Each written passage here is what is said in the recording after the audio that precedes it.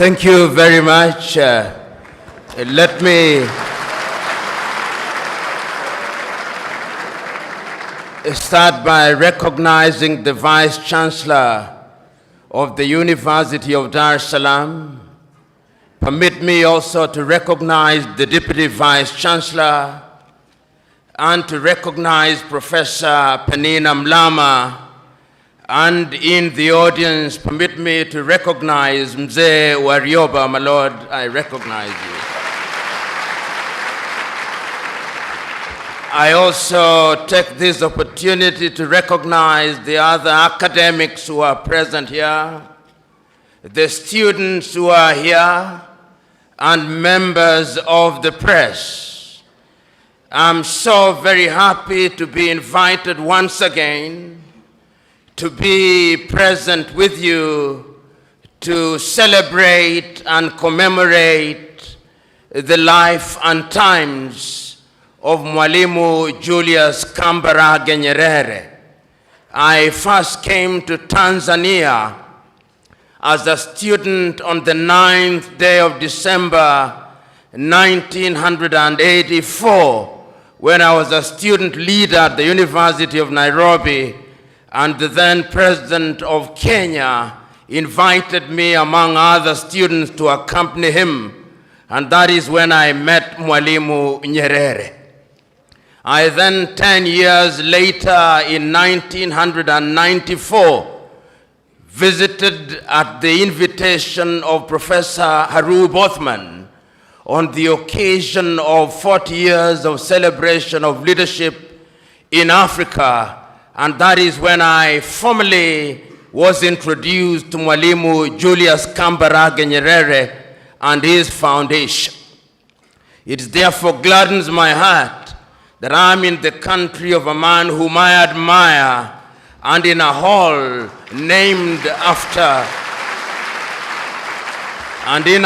that is named after another great African, the Osagyefo, Dr. Kwame Nkrumah. The subject that has preoccupied us in the last few days is one that is as topical as it is relevant. The rise or fall of Africa on account of the African politician. And in order to do justice to that subject, and to remain faithful to my chosen subject, which is a call for hygiene in African politics, there is a sense in which one must take a historical journey, if only to appreciate the factors that animated Africans to seek to regain their independence from the colonial masters. Historians will remind us that we were first enslaved, that Africans were taken, and this we seldom say. The first civilization to take Africans out of this continent were the Arabs. And they took Africans from the eastern coast. And it's sad that in that part of the world, there are not many Africans who remained, because it was in the business of the Arab enslaver to castrate Africans. We never say that, but we must say it because it is historically significant. Then the Europeans came, the Portuguese came, the Spaniards came, the Germans came, the French came, the Belgians came. Africa became the hunting ground for the European colonizers, and we were the spot. Our ancestors built the United States of America. Our ancestors built Europe. And when slavery had lost its shine and sheen, the Europeans abolished it. But they replaced it with yet another pernicious enterprise, the colonization of Africa.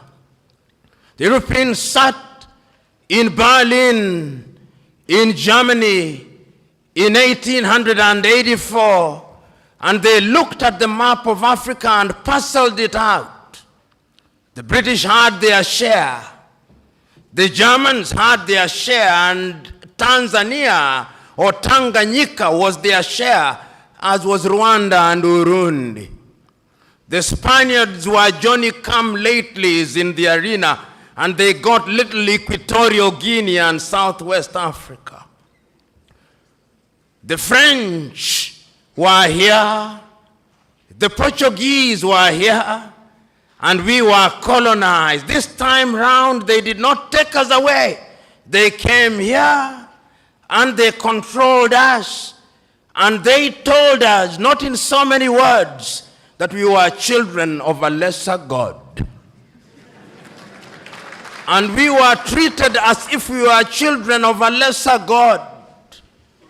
In fact, they told us that on the day of creation, we were merely hewers of wood and drawers of water. And if anybody were to doubt it, in 1948, it was more blatant when Hendrik Verwoerd instituted the apartheid regime in South Africa. But yet there is a sense in which the God that we worship never sleeps. The colonial enterprise ran its course. And the European tribes, the Europeans never called themselves tribes, they called them nations, were engaged in a war. First in 1918, the European tribes fought. And they had something called the League of Nations, which died. Then they fought again in 1945. And what is unique about the European nations is that when they are engaged in tribal wars, they call them world wars. So there was another war between 1945, 1939 and 1945, and after that, a new kid on the block, the United States of America, took the lead in saying that colonialism was something that was undesirable. But at that time, Africans were never quiet. Those who had been taken out had already started agitating. Many of us here will remember Marcus Garvey, of whom Bob Marley says, Garvey was a buffalo soldier in the heart of America. And many of us will remember W.E.B. Du Bois. Many of us will remember that they started agitating that Africans must regain their dignity and their independence. And indeed, in 1847, in Liberia, a small group of Africans were brought back in Monrovia, and Liberia became the first independent black nation in the continent of Africa. So soon thereafter, in Sierra Leone, they also created yet another colony. But Africa was colonized, except Ethiopia, which they tried to take in 1938 and exiled Professor Dr. Haile Selassie, and unfortunately they were defeated, as you remember, in the Battle of Adwa. Africa can defeat European tribes. This history is necessary that we are able to appreciate the freedom that we gained. So that Garvey came, W.E.B. Du Bois came, but there was another crop after the 1940s who had had the advantage of European education. And there were people in Europe also who are beginning to recognize that indeed equality was necessary. And this was not anything new.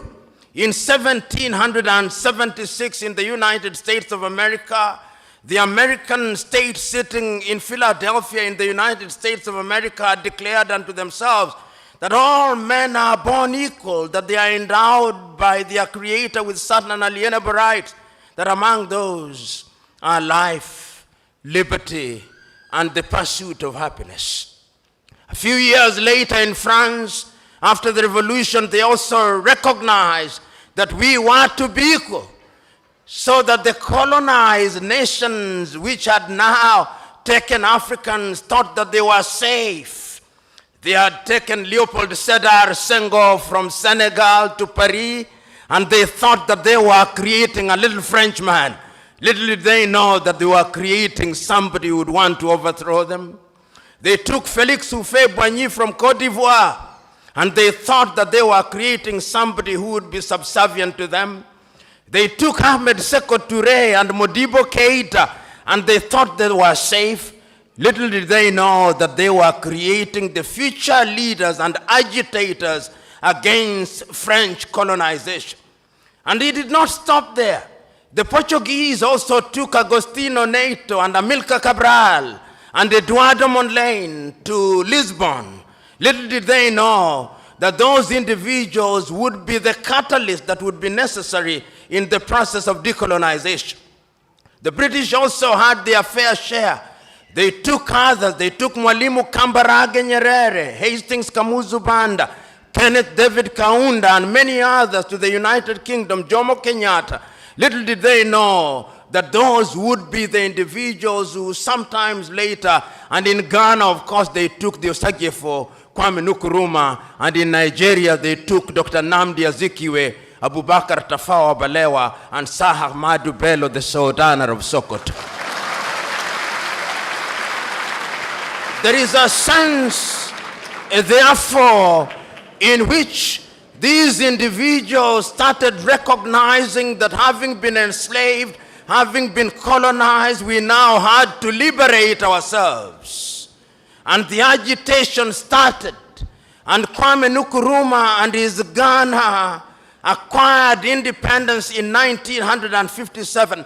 And I still can hear Kwame Nkrumah through the vicissitudes of time saying in Accra, Ghana, that Ghana is free and will never be colonized again. But the freedom of Ghana means nothing if the rest of Africa is not free. I can hear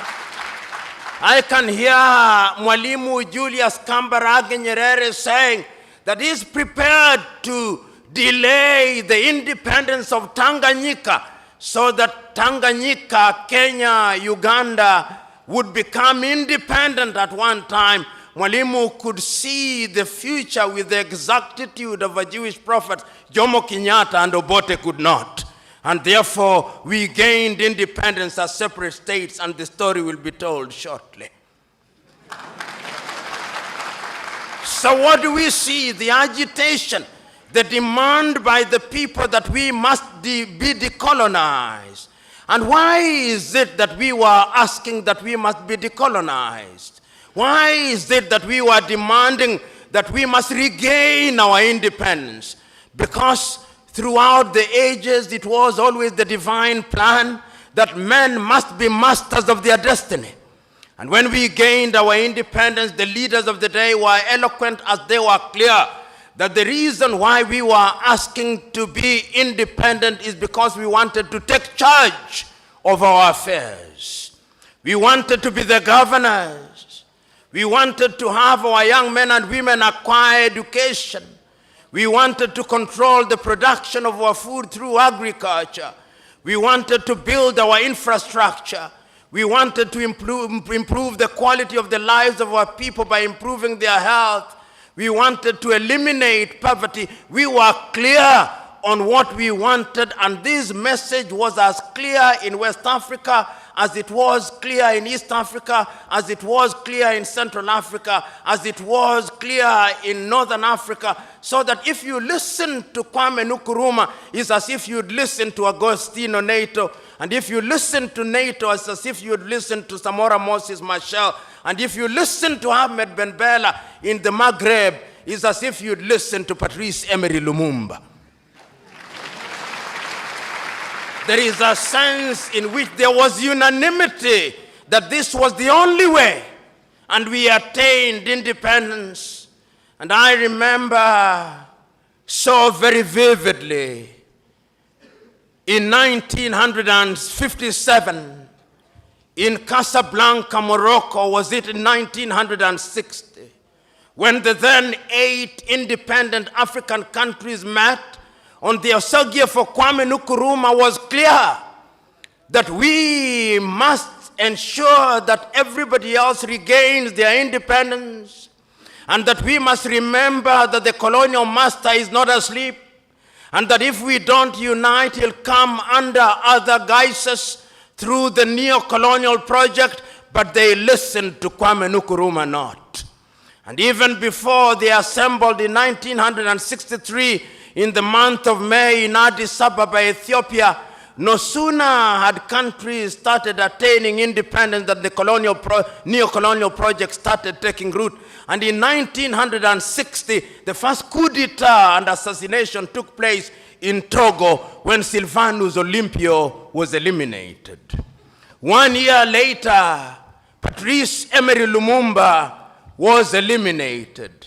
So that in 1963, in the month of May, when 32 heads of states and government assembled in Addis Ababa, Ethiopia, there were several speeches, but 3 speeches stand out. Kwame Nkrumah's speech, Mwalimu Kambarage Nyerere's speech, and Emperor Haile Selassie's speech. Haile Selassie was the host. And in his own inimitable style, he reminded the congregation who are present in Africa Hall in Addis Ababa, Ethiopia, that that was a momentous occasion, and that the long-term health of Africa not only required but demanded that Africa must pull in the same direction, Haile Selassie said. And Mwalimu took the baton from Haile Selassie and repeated the same words, celebrating the fact that we were independent and we had the opportunity of determining in our affairs. But the greatest of the speeches was that of the Osagie for Kwame Nkrumah.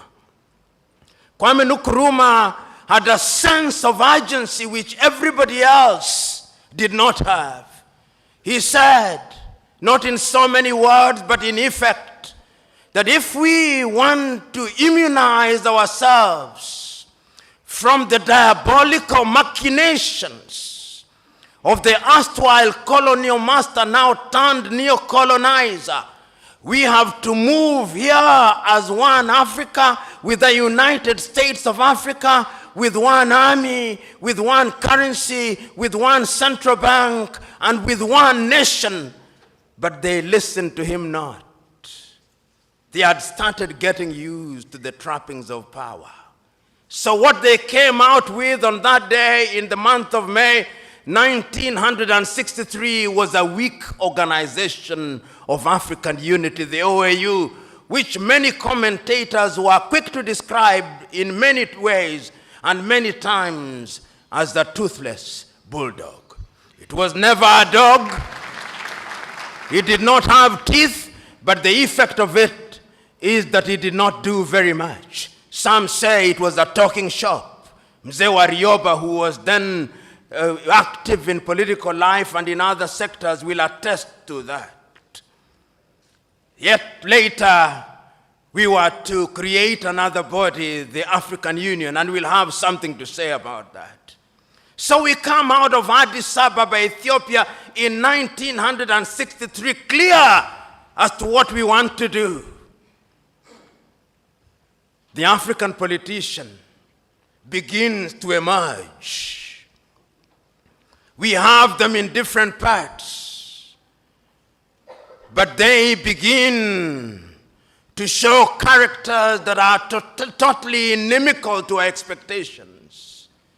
You of the Swahili say, maskini akipata matako huliambwata. Maskini walipata matako zililia mbwata. They started getting used to the trappings of power. And we started having countries which we thought would liberate us And I'm talking about the hygiene of the politics. It started disappearing. Many of these individuals now thought that they were demigods, suffering from what I call the Messiah complex, thinking that they had been brought to Africa to liberate her, and that they suffered from two major diseases. One of them is the martyr syndrome, and the other one is the Messiah complex. They think that their countries owed them. Africa started producing leaders that one cannot recognize. How many of you will forget Jean Bedel Bokassa of Central African Republic, that man who murdered little children in the streets because they did not buy uniform from his wife? That Jean Bedel Bokassa. How many of you will forget Mobutu Sese Seko Kumbendu Wanzambanga, who changed his country's name and presided over a kleptocratic regime? The Democratic Republic of Congo is the richest resource country on earth. Conservatively, it is said that under her belly, she has minerals, which is equivalent to 34.1 trillion United States dollars. And yet today, it is one of the poorest nations on earth. It is the only nation on earth which on the day of the election has its president saying, we know we ought to have elections, but we have no money to hold elections.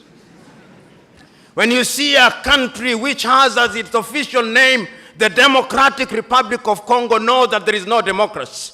In fact, I dare say that any country, two countries that I know insisting on having as a part of the official name the Democratic Republic of something are never democratic. The other one is Korea, the People's Democratic Republic of Korea. It's as if when you can't graduate to be a doctor, you go to the church and you ask to be baptized as Dr. Mwadime. But that is not the point. The point is that who can forget Mobutu Sese Seko? Who can forget Idi Amin of Uganda? Who can forget Mengistu Haile Mariam of Ethiopia? And one can go on and on, because hygiene had started disappearing from African politics. Our agriculture was beginning to suffer. European musicians who had a little sense of guilt came to perform in Africa, Bob Geldof, to free the Ethiopians out of hunger. There was no hygiene in our politics. We could not run our education systems. Our young men and women were going to India because the budgets meant for education were consumed by individuals whom we had entrusted with the task of presiding over it. Our health sectors were beginning to collapse. And as I've said before, the political leadership did not have any faith in those institutions. Typically, the typical African politician, perhaps not in Tanzania today, if they were sick, they had a cold, they would not go to Muhimbili, they would go to London. If they were Kenyan, they would not go to Kenyatta Hospital, they would run to the United Kingdom. Tragedy, no hygiene in our politics, because Africans had started engaging in theft. In fact, I used to say that African politicians were thieves. Then I went to Uganda and I was told that they are not thieves, they are looters. And when I went to Liberia last week, I was told they are not looters. I was told they are looters on an industrial scale. That is the logical metamorphosis of the African politician, whose appetite for public wealth is completely insatiable. Hygiene was disappearing from African politics. And we could see the effect of the disappearance of hygiene in African politics. But there was always the erstwhile colonial master to assist. Coup d'etats, started visiting Africa. Modibo Keita in Mali was consumed. Nnamdi Azikiwe in Nigeria was consumed. The Osagie for Kwame Nkrumah was consumed. Apollo Milton Obote was consumed. Amilcar Cabral in Guinea-Bissau was consumed. Patrice Emery Lumumba was consumed. Coups were so frequent in Africa that Afro-pessimists were now hard to say that coups were as frequent as breakfast. But even breakfast was not frequent on African tables. We could not feed ourselves because there was no hygiene in African politics. Your typical African politicians took the view that they had a divine mission to preside over their countries. They arrogated to themselves the monopoly of wisdom. If you listen to some of them, and I listen to the radio announcements announcing the activities of one leader of an African country, Habyarimana Juvenal, it would take 3 minutes to say the things that he had done.